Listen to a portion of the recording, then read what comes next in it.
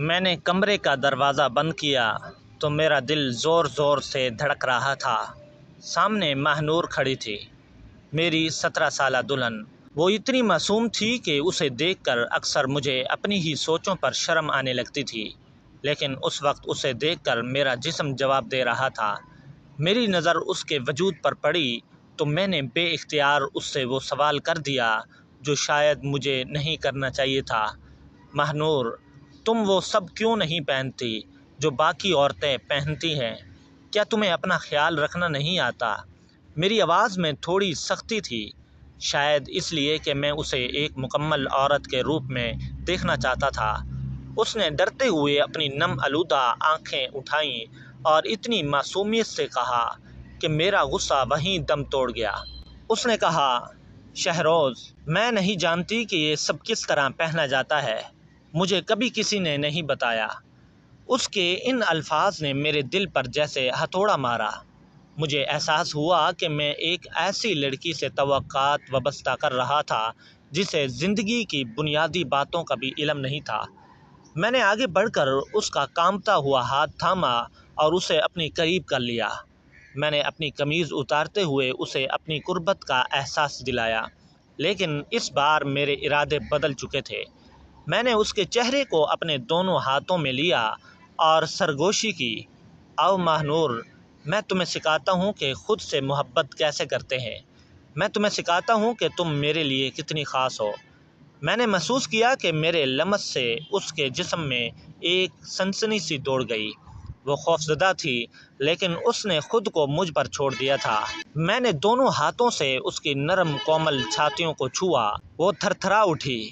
میں نے اسے بہت نرمی سے بستر پر بٹھایا اور اس کے چہرے سے وہ پرانا سا دوپٹہ ہٹایا جسے وہ اپنی معصومیت چھپانے کے لیے ڈھال بنا رکھا تھا۔ اس کی آنکھوں میں ابھی بھی وہی خوف تھا۔ میں نے اسے آئینے کے سامنے کھڑا کیا اور اس کے پیچھے کھڑے ہو کر اس کے کندھے پر ہاتھ رکھے۔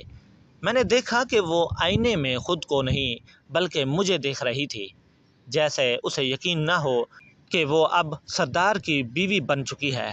میں نے اپنے قمیض کے بٹن کھولے اور اسے اپنے وجود کی تپش محسوس کرواتے ہوئے کہا، ماہ نور، اب تم کوئی مزدور کی بیٹی نہیں ہو، تم میری زندگی ہو۔ ایک سردارنی کے لیے خود کو سنوارنا جتنا ضروری ہے، اس سے زیادہ اپنے آپ کو پہچاننا ضروری ہے۔ میں نے دروازے سے وہ ریشمی کپڑے اور دیگر چیزیں نکالیں جو میں نے اس کے لیے خاص طور پر شہر سے منگوائی تھی۔ وہ انہیں دیکھ کر الجھ رہی تھی۔ اسے نہیں معلوم تھا کہ وہ کون سی چیز کہاں پہننی ہے۔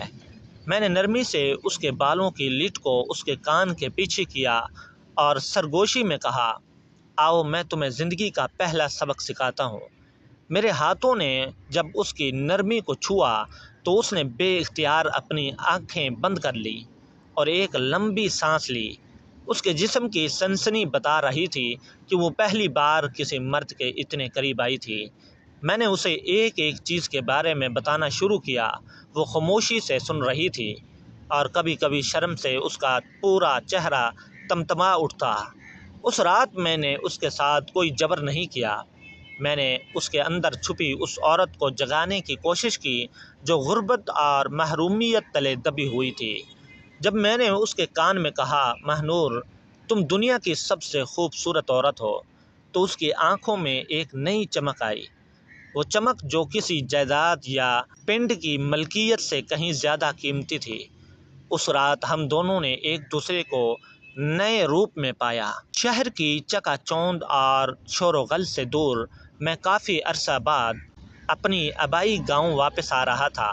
حویلی کے بڑے پھاٹک سے اندر قدم رکھتے ہی مجھے وہ پرانی خوشبو محسوس ہوئی جو مٹی اور درختوں کی تھی۔ میں ابھی گاڑی سے سامان نکال ہی رہا تھا کہ اچانک مجھے دائیں جانب آم کے پرانے اور گھنے درخت سے باتوں کی آواز آئی۔ میں نے بڑھ کر دیکھا تو حیرت ہوئی۔ ایک دبلی پتلی لڑکی، بال بکھرے ہوئے، پرانا دوپٹہ کمر سے باندھے، درخت کی اونچی ٹہنی پر چڑھ کر کچی کیریاں توڑ رہی تھی۔ میں سمجھا شاید گاؤں کی بچی ہے، لیکن اس کی نگاہ بتاتی تھی کہ وہ اب بچی نہیں رہی۔ میں اسے پکارنے ہی والا تھا کہ اس کے پاؤں پھسلا اور وہ چیخ کر گرنے لگی۔ میں نے فوراً ہاتھ پھیلائے اور وہ میری آغوش میں آ گری۔ ہم دونوں گھاس پر گرے۔ وہ خوف سے کانپ رہی تھی۔ میں نے اسے کھڑا کیا تو اس کے چہرے پر پسینے کی بوندیں چمک رہی تھی۔ غصے اور حیرت میں نے پوچھا، تم کون ہو؟ اس طرح جان جھوکم میں ڈال کر یہاں کیا کر رہی ہو؟ اس نے سہم کر کہا، مجھے کیریاں بہت پسند ہیں، بس وہی لینے آئی تھی۔ مجھے نہیں معلوم تھا کہ آپ آ جائیں گے۔ میں نے ڈانٹا، ایسا پاگل پن کیوں کر رہی تھی؟ اگر میں نہ ہوتا تو تمہاری ہڈیاں ٹوٹ جاتی۔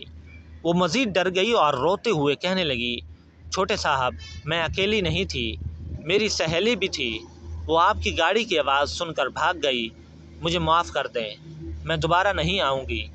اس کی بے بسی دیکھ کر میرا غصہ ٹھنڈا ہوا۔ میں نے اسے جانے کا اشارہ کیا۔ وہ بھاگنے لگی۔ چند قدموں بعد میں نے پکارا۔ وہ رکی اور پلٹی۔ اس لمحے میری نگاہیں اس کے لہلاتے وجود پر جم گئیں۔ اس کا سادہ جوڑا اس کے ابھرتے بدن پر چسپاں تھا۔ میں نے اسے قریب بلایا۔ وہ ڈرتے ڈرتے آئی۔ میں نے گری ہوئی کیریاں اٹھائیں اور اس کے دامن میں ڈال دیں۔ میری انگلیاں اس کے وجود سے چھو گئیں۔ وہ تھرتھرا اٹھی۔